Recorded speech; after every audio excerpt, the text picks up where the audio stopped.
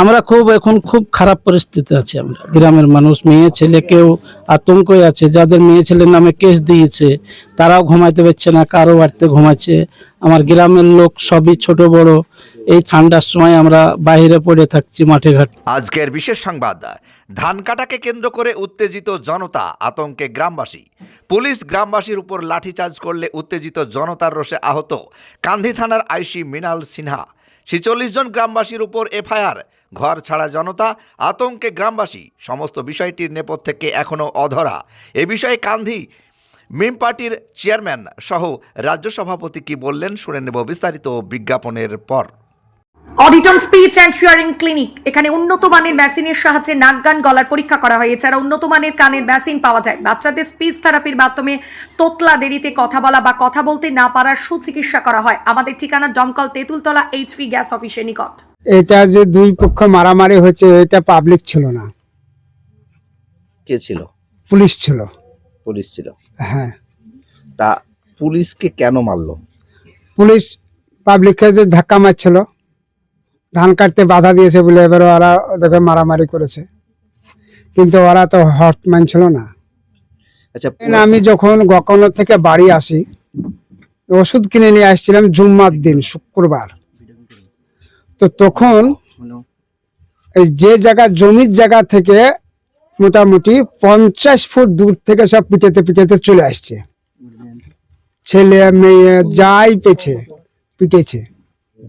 আর আমাকে ওইখানে ধরে এমন ভাবে টানা ঝাঁঝরা করেছে, এখনো পর্যন্ত আমার বুকের ব্যথাটা যায়নি। এই পাঞ্জরি শক্ত হয়ে গেছে, এই পাঞ্জরও শক্ত হয়ে গেছে। দুই পুলিশে যখন ধরে আমাকে গাড়িতে ভর্তি দিয়েছিল, আমি বললাম, অনুরোধ করছি আমাকে, যা মেরেছেন কিন্তু গাড়িতে ভরিয়েন না। কিন্তু আমার বাড়িতে ওষুধ পানি আছে, খেয়ে না খেয়ে মরে যাবো। আচ্ছা, এখন পরিস্থিতি কেমন? দেশের পরিস্থিতি, আপনাদের পরিস্থিতি কেমন? আমাদের পরিস্থিতি এখন, দেশের লোকের এখন শান্ত পায় না। দেশের লোকের একটু সময় মতন হয়তো কাজ করে এসছে, রাত্রে বাস করতে পায় না। আচ্ছা, পুলিশ কেমন? এটা প্রায় 3.5 বিঘার মতো জায়গা। হ্যাঁ। 3.5 বিঘা জায়গা। এবং ওই যে মস্তান বাহিনীরা, এরা নাকি কন্ট্যাক্ট করেছে, হ্যাঁ, করে মনে করেন আমাদেরকে, ওই আমার ভাইকে ভূমি থেকে উচ্ছেদ করে দেওয়ার কার লিগে। সঙ্গে কন্টাক্ট করলো? জমিটা কারা? জমির মালিক হচ্ছে, তারা বহরমপুরে থাকে। তারা কোনোদিন আসেনি ভূমি আজ পর্যন্ত। তারা বাধাও দিতে আসেনি। যা করেছে মস্তানে করেছে। আইসি সাহেব এসে ধরেছে ঠেঙা, একবার ছোট বড় সবাইকে মেরেছে আইসি সাহেব। ঘটনার ব্যাপারে সেটা আমরা করব। এবং আজকে আমাদের রাজ্য সভাপতি এসেছিলেন, সরাসরি ওখানে দেখা করলেন, ওনাদের সমস্ত কথা শুনলেন। এবং তাতে গ্রামের মানুষ, মহিলা, তারা যেভাবে মার খেয়েছে, মহিলা পুলিশ না থাকা সত্ত্বেও মহিলাদের উপরে যেভাবে মার পড়েছে ওখানকার মহিলারা বলেছে, তাতে খুবই লজ্জাজনক ঘটনা এটা। যাই হোক, এই ঘটনাটার ব্যাপারে তদন্ত চলছে। আমরা এখানে সবসময় ওনাদের সঙ্গে আছি। যে অন্যায় হয়েছে এর প্রতিবাদ আমরা করব। কে শুভেন্দু অধিকারী মলম লাগিয়ে গেল, না অধীর রঞ্জন চৌধুরী এসে কি বলে গেল, তারপরে আর দেখা নাই, সেই রকম না। মিম এবং মিমের প্রত্যেকটি কর্মী নিচে থেকে ওপর লেভেল পর্যন্ত আজকে এই ঘটনাটি সম্মুখীন হচ্ছে।